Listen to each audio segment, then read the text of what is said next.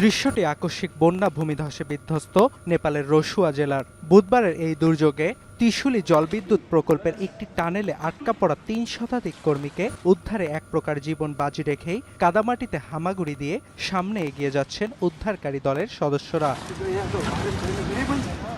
শুধু রসুয়া নয়, বন্যা ভূমিধস বিধ্বস্ত অন্যান্য এলাকাগুলোতেও দিনরাত এক করে উদ্ধার কাজ চালাচ্ছে সেনাবাহিনীর সদস্যরা। কাদা পাথরে স্তূপ পেরিয়ে কোলে কিংবা স্ট্রেচারে করে বের করে আনছেন হতাহতদের, পাঠানো হচ্ছে স্থানীয় হাসপাতালে। তবে ভূমিধসের ফলে সৃষ্ট কৃত্রিম হ্রদের পানি উপচে পড়তে শুরু করায় নতুন দফা বন্যার শঙ্কা দেখা দিয়েছে।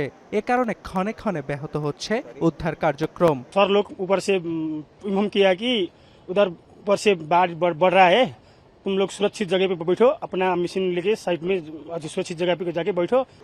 উদ্ধার কাজে গতি বাড়াতে এরই মধ্যে অতিরিক্ত সেনা মোতায়েন করেছে নেপাল সরকার। ক্ষতিগ্রস্ত এলাকাগুলোতে প্রবেশ করছে একের পর এক ভারী ক্রেন ও আধুনিক যন্ত্রপাতি। শুধু উদ্ধার কার্যক্রম নয়, ত্রাণ কার্যক্রমেও গতি বাড়াতে দুর্গম এলাকাগুলোতে হেলিকপ্টার ব্যবহার করছে সেনাবাহিনী। স্থাপন করা হয়েছে অস্থায়ী আশ্রয় কেন্দ্র।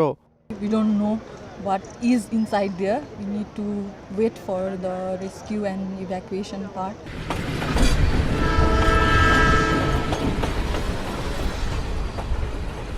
এদিকে প্রলয়ঙ্কারী দুর্যোগ কবলিত নেপালের পাশে দাঁড়াতে তহবিল সংগ্রহ শুরু করেছে লন্ডনে বসবাসরত নেপালের বাসিন্দারা। পূর্ব লন্ডনের একটি মন্দিরে রাখি বন্ধন উৎসবের সময় এই তহবিল সংগ্রহ করা হয়। আয়োজকরা জানান এখন পর্যন্ত ৬,০০০ পাউন্ড সংগ্রহ করতে পেরেছেন তারা।